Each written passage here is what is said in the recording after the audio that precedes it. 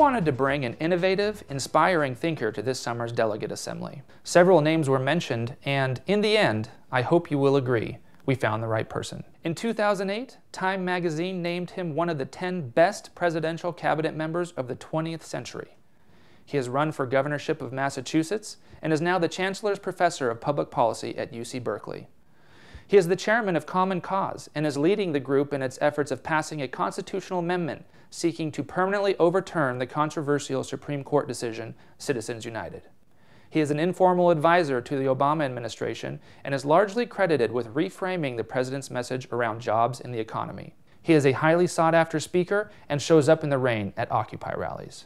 President Clinton wrote that our guest was one of the smartest and wittiest people he ever met. And, just a couple of weeks ago, Fox commentator Bill O'Reilly called him a communist. For the record, he is not a communist. He is a Rhodes Scholar, a Yale Law School graduate, and an acclaimed writer who served as Secretary of Labor for President Clinton. He has some big ideas on what is wrong with the economy, what President Obama should do to fix it, and what labor could do to turn the tides in favor of working-class people. He is Robert Reich. Well, Professor Reich, thank you so much for joining us here today. Oh, I'm delighted. Thank you for inviting me. I wanted to start off by talking a little bit about the labor movement and what your general impressions of where the movement is right now and where it's going in the near future. Organized labor is the most important social force for progressive change in this country. Unfortunately, the ranks of organized labor are way, way lower than they were in the 1950s, when about a third of the entire American workforce belong to a union. Now in the private sector, fewer than 8%, by some measures 7% of total employees belong to unions. In the public sector it's much better, but still not enough in terms of giving the American worker the kind of voice and bargaining leverage that average workers need. So I'm encouraged that organized labor is focusing on organizing. I'm encouraged that organized labor is fired up. But we, all of us, in the movement and those of us who are on the sidelines have got to do much, much more. And what do you attribute to as the greatest factor in the decline of unionism? You mentioned in the 50s it was much higher than it is now. What really changed? Was it Reagan and the PATCO thing, or was it a more systemic erosion of either the labor movement's push, rights that it was granted to it through the legislature and courts? No, actually it was two related things. Number one, globalization, technological change, all of that gave consumers a lot of choices, and consumers wanted the low-cost product at Walmart that was made abroad or made in a non-union shop very often, and that hurt because remember, consumers are also workers. Workers are consumers, so they, by choosing that inexpensive product made abroad or made in a non-union shop, they were shooting themselves indirectly in their feet. But secondly, a lot of employers, beginning with Ronald Reagan, under pressure from Wall Street and under pressure from consumers looking for better deals, they fought unions. And beginning in 1981 with the PATCO firing, a lot of employers said, well, now it's just, I can do anything I want in terms of fighting unions. Even if it may be illegal, I'll be fined. The worst that can happen is I've got to pay back pay to workers I fire illegally for trying to form unions. And that attitude, that very, very aggressive anti-union attitude, unfortunately, is still too much the case. And you know, one of the issues that a lot of our members bring up with regards to troubles that unions had was NAFTA, and you know, it's greatly linked to the Clinton administration. Has it played out the way you thought it would in terms of the effects on labor and the workforce here in the United States? And on top of that, has Mexico benefited and Canada as the other partners to that agreement? Well, a lot of people who were pro-NAFTA, like my boss, Bill Clinton, I think they exaggerated its benefits. A lot of people who were anti-NAFTA, like an awful lot of organized labor that I talked to, they also, I think, exaggerated its downside. I mean, a lot of the manufacturing facilities that went down to Mexico promptly went to China or Vietnam or some other place in Asia. The one thing that we can be certain about in terms of NAFTA's result is that it helped with the Mexican peso crisis. It would have been much worse if Mexico had not been part of the North American Free Trade group. I think that the labor and environmental side agreements on NAFTA needed to be stronger. I advocated for much stronger side agreements on labor and the environment, hopefully future trade agreements will have much stronger labor and environmental side agreements. And has the Obama administration pursued those? There's been some trade agreement talks, at least with some Asian countries and stuff. Do you think that the Obama administration has pushed hard enough in terms of those types of side agreements with regards to labor and environment? I think they could be stronger. I mean, with regard to the South Korean trade agreement, the Colombia trade agreement, I worry about the Colombia trade agreement because there were very anti-labor practices in Colombia still. I'd be more comfortable if we had much stronger labor and environmental protections. I mean, we can't expect every developing country to have the same wage rate as the United States, exactly the same working conditions as a rich nation, but we can insist that every other country that's a developing nation have labor standards that rise when and as the country becomes wealthier. So that, for example, a minimum wage is half the median wage. Looking at the labor market now, or kind of the jobs that are out there, it seems that a lot of private sector unions are in the services portion of the economy and job market. What challenges or obstacles do you think labor could overcome in building up its private sector unionization workforce in the modern kind of economy, where you have Google and big employers or tech companies that aren't historically the workers there certainly don't view themselves as blue-collar kind of working-class folks? Well, the easiest ones to pick off in terms of the service economy in the United States right now are the sectors where you have a lot of low-wage workers who are not unionized, who need unions, where there's no foreign competition directly, because this is personal service work, and when machines can't substitute for people because it's personal, it's attention. I mean, for example, look at retail. I mean, big retail chains like Walmart's and other big retail chains, or big restaurant chains, or big hospitals, or big hotel chains. All of these sectors should be organized. There's no excuse for them not being organized. The construction workers are fairly well organized, could be better organized. As the United States economy becomes more and more of a service economy, it is incumbent on our unions, all of them, to focus on organizing service workers.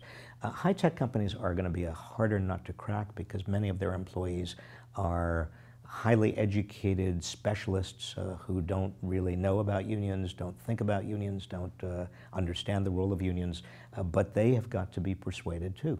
And do you worry about the fate of labor moving forward with people, kind of the younger generations? They hold a lot of jobs. They're very transient in terms of where they work. It seems like they jump around a lot. Does that pose a big problem to labor moving forward? Well, it poses a challenge because the more mobile the labor force, I mean, the less stable the job structure, the harder it is to organize people because they're here one day and then the next month they aren't.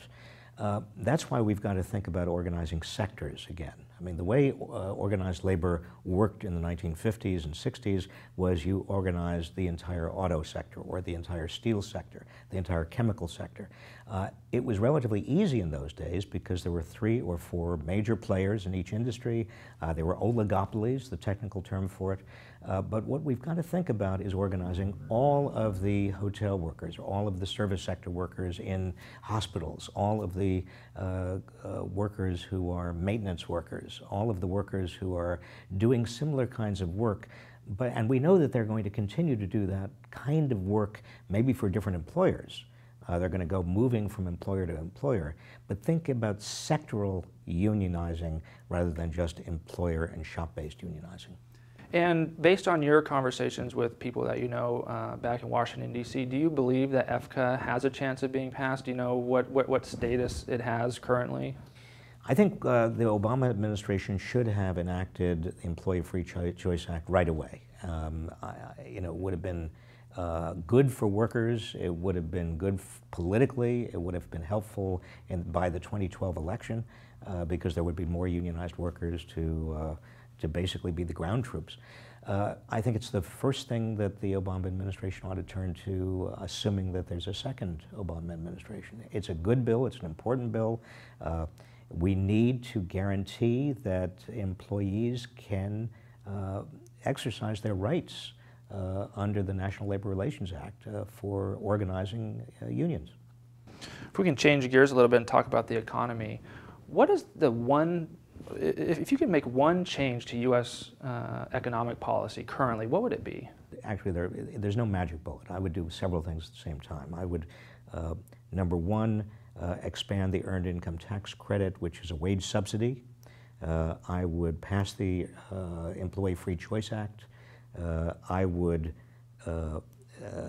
raise taxes on the very rich so that you have a way of paying for education and infrastructure investments that we have got to do.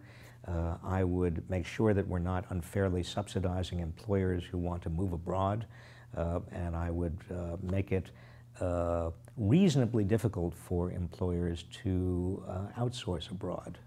Not violating international treaties, but we've got to build good jobs in the United States.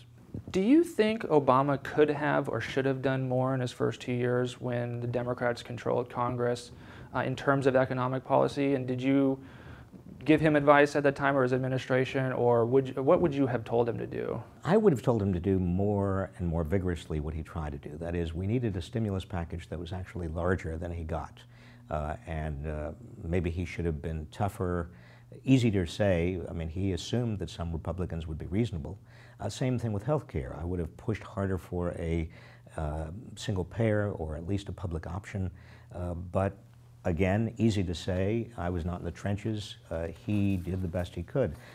In terms of Wall Street, I would not have given a bailout without tying a string to that bailout, saying the big banks, look, you can't get bailed out unless you help people with mortgages who are underwater now because the big financial bubble you created burst. But that TARP, that bailout, was given without strings attached. Again, Obama, Democrats controlled Congress but didn't really control Congress because you needed 60 votes to stop Republicans in the Senate. And unfortunately, some of the House Democrats were really Republicans in disguise, blue dog Democrats that would not go along with what Obama wanted. So in a second term, assuming that there is a second term, we've got to make sure that there are Democrats who are controlling both houses and also Democrats who are willing to support the president. You mentioned the stimulus package. Some of our members had emailed me asking you to talk a little bit about the stimulus package and whether you thought it was large enough. It seemed to a lot of people that work in local government that a lot of the dollars were used to plug holes and not actually add to new projects that were going on. They were simply making up for the loss of revenue that local and state governments were experiencing. Was that the purpose of it, or was it kind of misdirected in that sense? It wasn't misdirected. I mean, look, if local and state governments would otherwise have cut back, then that stimulus money was well spent. I mean, the whole point is that government needs to, when you have a lot of people unemployed, when the private sector is not going to expand jobs, when individual consumers are scared to death and are insecure and they are not going to spend more, the federal government and the state and the local government has got to step into the breach and deal with that shortfall and spend more until the economy begins to grow again and people start getting jobs. And then when the economy is back on track, then you worry about budget deficits. I think that the stimulus should have been, instead of less than $800 billion, it should have been probably about $1.6 trillion, approximately double what it actually was. And moving on that point, a couple months ago I heard Simpson Bowles give a lecture here in Oakland down at the Fox Theater. They were doing their lecture circuit, and they were saying some pretty scary stuff about, you know, where the economy is going and where the United States financially is going. Could Obama and his second administration, you know, if he's reelected, would it endanger the economy or the financial status of the country to enact a very large stimulus like that? And I mean, Simpson Bulls, I think, would say we can't afford to do that, and fiscal conservatives would say we can't afford to do it. I have great respect for both of them, but I think that they overstate the problem. It's not the debt per se, the federal debt, that's the problem. It's the ratio of the debt to the economy as a whole. If the economy doesn't grow fast enough, that ratio gets worse and worse. Not because we're adding additional spending, but because we don't have growth.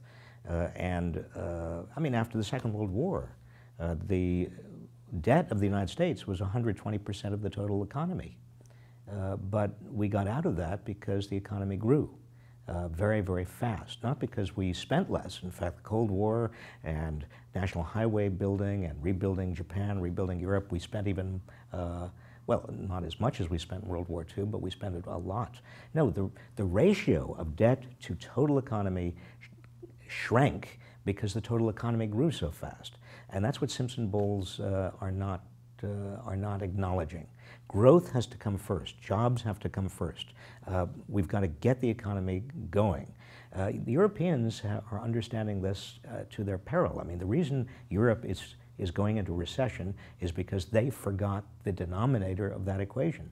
They went into austerity economics, just whacking away at public budgets without understanding that that was going to shrink the economy and make the deficit situation, the debt situation in Europe even worse. From there, with the recent election of Hollande in France and the conservatives losing in Greece, do you see Europe maybe turning their attention away from austerity and towards some other mechanisms for growth? And if so, how quickly would that affect the global economy and the United States economy? Well, I hope the Hollande in France and also the new government in Greece, and there will be presumably a new government in Holland, and the government in Great Britain is not, Cameron is not all that popular. Hopefully these new governments are going to stand up to Angela Merkel in Germany and say, we cannot move toward austerity first. We want to be responsible in terms of the long-term budget deficits, but we've got to grow the economies of Europe and we've got to get jobs back first. But it's going to be a negotiated settlement right now between France and Germany. And so, talking about politics, bringing it back to the United States, what do you foresee as being the large issues that President Obama and the presumptive nominee Mitt Romney for Republicans really clash over, and where do you think the American people will come down on those issues? Well, the biggest issue is obviously what's the best way of getting back jobs and getting growth and getting wages back to what they were. The Republicans all still believe in trickle-down supply-side economics. That if you give tax breaks to corporations and to wealthy people, somehow that's going to help everybody else. We know that doesn't work. I mean, we know that the Bush tax cuts of 2001 and 2003 did not trickle down. We had fewer jobs and lower wages after the Bush tax cuts than we had before. Bill Clinton in the 1990s raised taxes, particularly on the rich, and also invested in education, invested in job skills, invested in infrastructure, and we created 22 million net new jobs, and the economy took off. Wages went up. So the Republican view of trickle-down supply-side economics is wrong. The opposing view, which I think is right, is the Democratic view, and that is, you might call it percolate-up economics. Get more jobs, more growth, better wages, give people, average workers, better bargaining leverage to get more wages. Then they can buy. They have more money in their pockets. They turn around, they buy, they create more jobs. That has a virtual effect on the economy, a virtuous effect on the economy in terms of making the economy stronger. You can only build economies from the bottom up. You can't build them from the top down. And I know that you're the chairman of Common Cause, and one of the big issues that you guys are working on is Citizens United. How do you see that really playing out? In the media, it seems that it's portrayed often that, well, now corporations and unions can donate, money, unlimited amounts of money. Is that a fair assessment of the buying power, so to speak, in terms of the contributions that corporations and labor are able to make in the political process? No, because corporations are really, for every dollar that corporations are providing into the political process after Citizens United, labor is providing about 6 cents. they're not comparable. It's all big corporations, and it's corporations often hiding behind the U.S. Chamber of Commerce because they can funnel their contributions there. They don't even have to report them. That nobody even knows what corporations are providing what donations. The Chamber of Commerce, their coffers are growing. You know, their minimal contributions, they've got contributions coming in millions of dollars from individual corporations, and nobody knows what corporations or what set of executives are providing that money. Even shareholders of those companies have no idea. You know, at the very least, it seems to me the Securities and Exchange Commission ought to make sure that there is full reporting by companies of exactly where they put the money, and not to front groups like the Chamber, but what the Chamber does with all of that money in terms of what candidates it supports, and also what causes through issue advertising it supports. I mean, there's no reason that union pension funds, for example, should be investing in ways that actually help big corporations that are turning that pension money around and putting it into the U.S. Chamber of Commerce to fight unions. Over the last couple of years, we've seen the rise, both on the right and left, of large kind of grassroots movements, or at least they're portrayed as grassroots movements. And I'm talking about the Tea Party on the conservative side, and maybe the Occupy movement recently on the liberal or democratic side. How influential do you see those groups moving forward in terms of the base and translating that into electoral success? Well, unfortunately, the Tea Party movement has been pretty successful in intimidating a lot of Republicans into thinking that if they don't move to the right, they're going to lose their jobs. They did it in Utah with Johnson. They did it recently in Indiana with Dick Lugar. They've done it around the country in House races. You don't need to do it that often. And you establish a credibility that makes every Republican move to the right. And that's exactly what's happened. The Occupy movement has certainly focused the public's attention on inequality, on the concentration of income and wealth, and political power at the very top.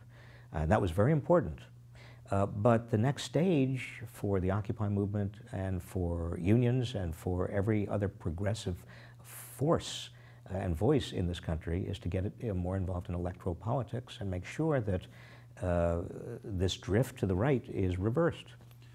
And just back to the Tea Party for a minute, do you think that was a more reactionary movement to Obama being elected and the policies that he was trying to implement, or was it more of a schism within the Republican Party itself, with some of the activists thinking that the party itself had moved too much to the middle or wasn't to the right enough? There are a lot of different pieces to the Tea Party and a lot of different players. Number one, you've got many people that were outraged, as were people on the left, by the bailout of Wall Street. That started it all. I mean, that's where a lot of the energy came from. But instead of being outraged at Wall Street, they were outraged at the government that provided the bailout. But secondly, you had, and still have, a lot of evangelicals, right-wing Republicans who think that the most important things are what happens in people's bedrooms as opposed to what happens in the nation's boardrooms. And they are still very active.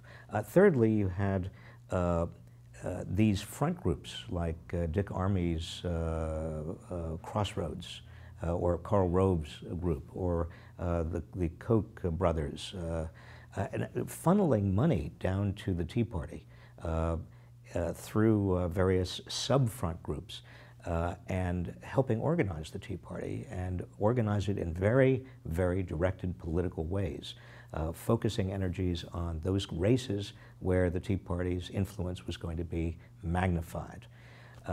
So what's the Tea Party today? Again, it's a convolution of a lot of these separate groups, but the bottom line is that there's still some energy in the Tea Party that I believe could be harnessed by progressives with regard to wealth and power in this country, not being in the interest of average working people, but actually being in the interest of the wealth and the powerful.